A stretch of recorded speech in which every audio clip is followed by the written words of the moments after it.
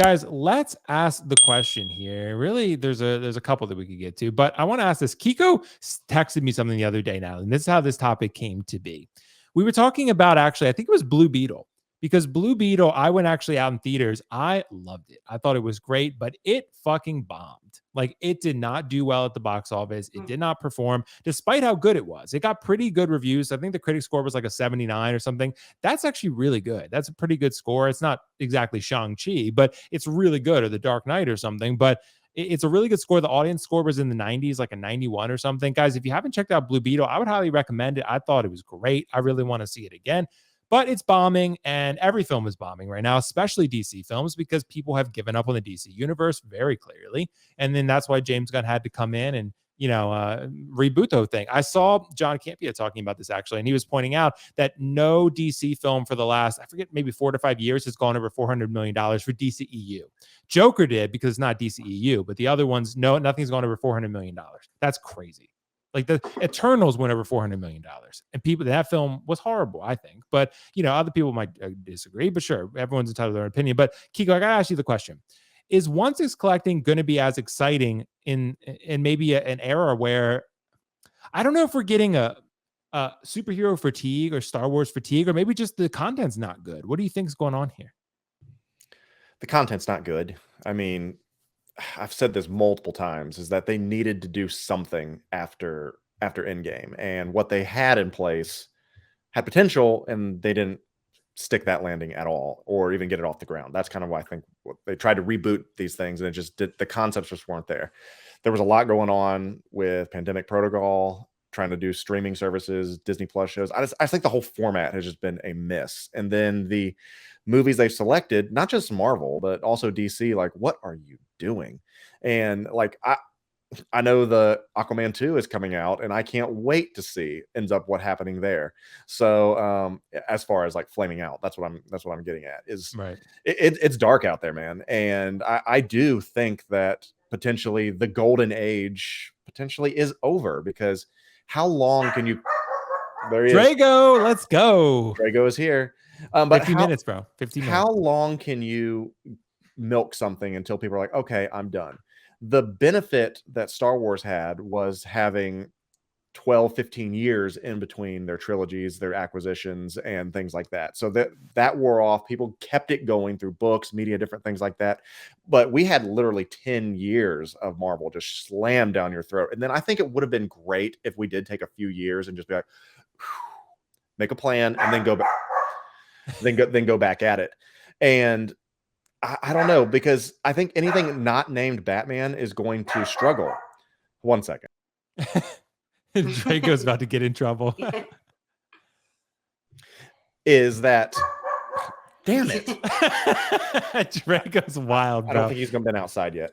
So with that being said, is that I think Batman's the only thing that's not struggling. I think the Batman did well. Joker did well. But even like I'm gonna shut up here. All the Superman stuff still flamed out as well. So Gunn's got an uphill battle. And I think it's going to have to come down to nostalgia of people wanting the older figures from like the Avengers and, the original Man of Steel.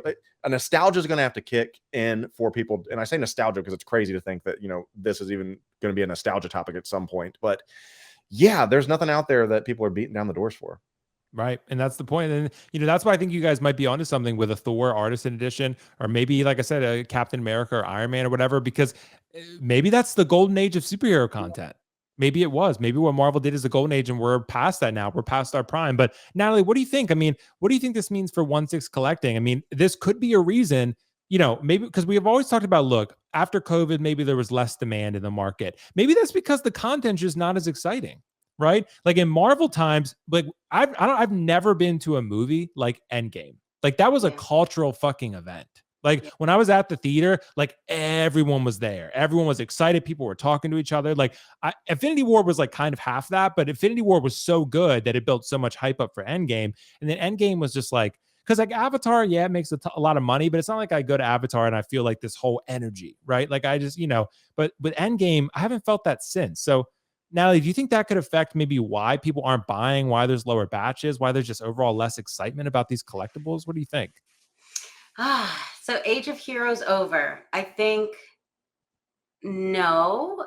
I Mhm. think so. I think Marvel is doing something big in the background. I think they realized they really screwed the pooch. They had the world by the balls, and they decided to screw it up. And now they have to fix it. And so I think they're doing something big on the back end. But I think James Gunn has something that he's brewing as well. I don't know. I never watched DC the way that most people have, and so I have a very different view on it. I think that he came in and he took Guardians of the Galaxy, this unknown team. He made a beautiful trilogy, the best trilogy that exists, in my opinion, in all of the Marvel, all the MCU. I think all three films are excellent. They were visually stunning, and the story was beautifully told. You have ups, downs, heartbreak, and the good guy, he doesn't get the girl. Like, he never does. And in fact, he's devastated at the end. He's just a broken shell of a man, right? If you haven't seen it already, too bad, just spoiled it, right? He doesn't end up with Gamora. And so I think he's going to take that same level of dark undertone, but he's going to be allowed to embrace it. I think Marvel, you had to have some sort of sunny side. I think they probably dialed him down a bit. So I think he's going to bring a whole different wave of emotion into the DCEU. I've never watched it as with the Snyder cuts. I mean, I've seen a couple things here and there. Wasn't a big fan of it. I liked Justice League. That was probably the only movie that I think I watched in its totality. But I think he's going to do really good things. I think Marvel needs to back up, get its stuff together, figure out how they want to reset here. I think that will become the Star Wars original trilogy for our generation. In 20 years from now, they're going to be talking about Captain America and Iron Man the way that people talk about Luke and Leia and the original Star Wars trilogy. And so that's always going to be a gem. They need to try not to fuck that up, because I'm sorry for the language. If No, they try, I cuss all the time, so it's fine. if they try bringing those characters back too soon, or they try to make them too in now politics, if they try doing that, they're gonna damage what they built. So I really hope they're figuring that out, and I hope James Gunn comes in with a different set of eyes, and he's able to do that. So in what I'm hoping is we get exposed to DC. I would love to see DC characters that we never saw before. Batman is huge. Robin never laid his egg, but we'll get there. But Blue Beetle is a great place to start. I know most people don't agree. They think it was a stupid move to do, but doing this as a new character, someone you've never seen, you have no ties to it. There's no way to screw this up, because he was never once up here and now you've made him down here. This is his entrance.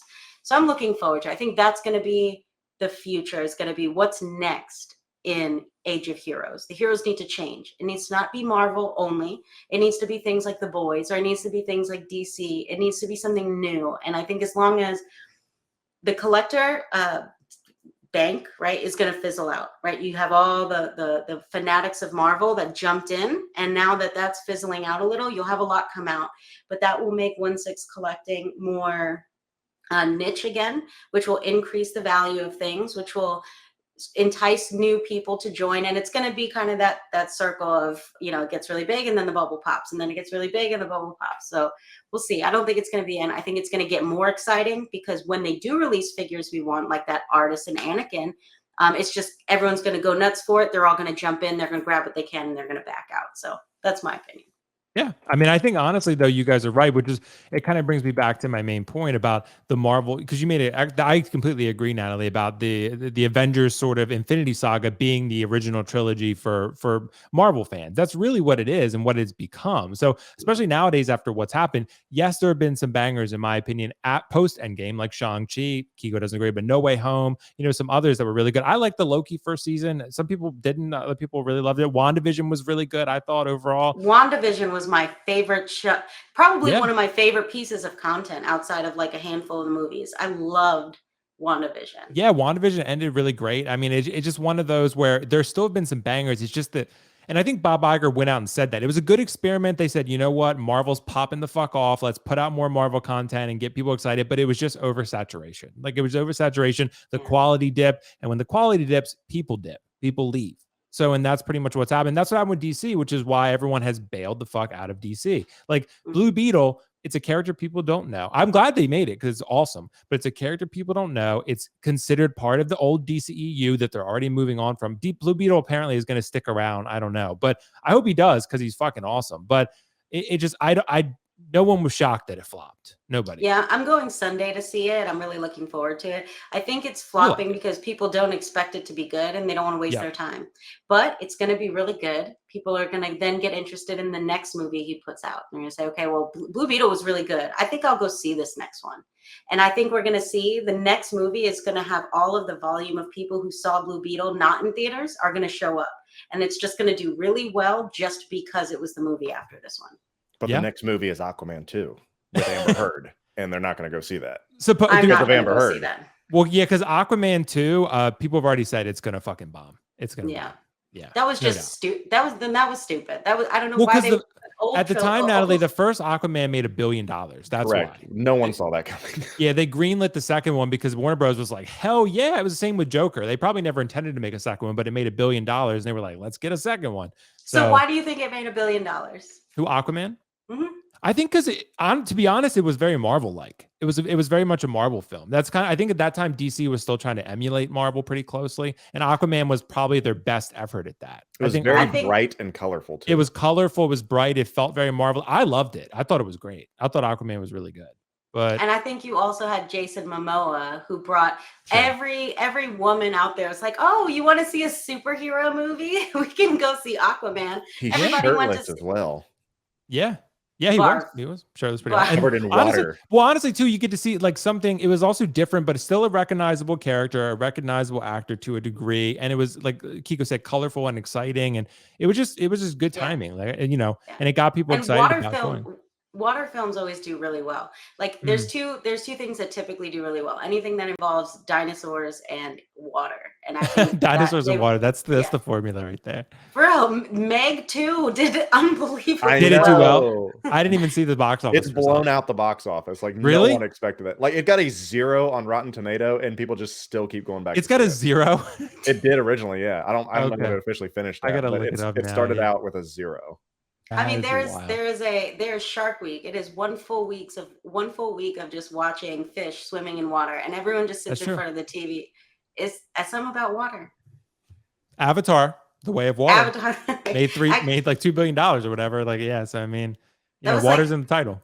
the longest sequel. It took 10 years for that movie to come out. Yeah, it did. I heard it was pretty good though. I still haven't watched it. I gotta watch it, but Me either. I heard it was pretty good. As of Yeah. right now, the Meg has officially made $330 million. Dude, what did the Flash make? It's What was already the- out earned the Flash, right? Let's see, the Flash. Flash was like maybe 300. Dude, that's Or was it? wild. DC isn't two. terrible, man. Budget was 200 million, is all it says. Oh, okay. Yeah. Well, Flash didn't do very well. I do know that. But you're right. James Gunn has an uphill battle. I think he can do it, but you know, it's going to be hard to convince people that DC's good. Like it's, you know, a lot of people gave up already. A lot of people giving up on Marvel. 263 million. Dude, so the Wow. Meg has already out earned Aquaman. Yeah. Yeah. Dude, it's water. Natalie's right. It's water and dinosaurs. And Jason Statham. So Yeah, that's true. That's true. He has a box office draw. See, us Oh my bald God, guys, it's we're not all Megalodon. bad. Yeah, not all bad. We're not artisan figure material, but we are, you know, we can do other things. So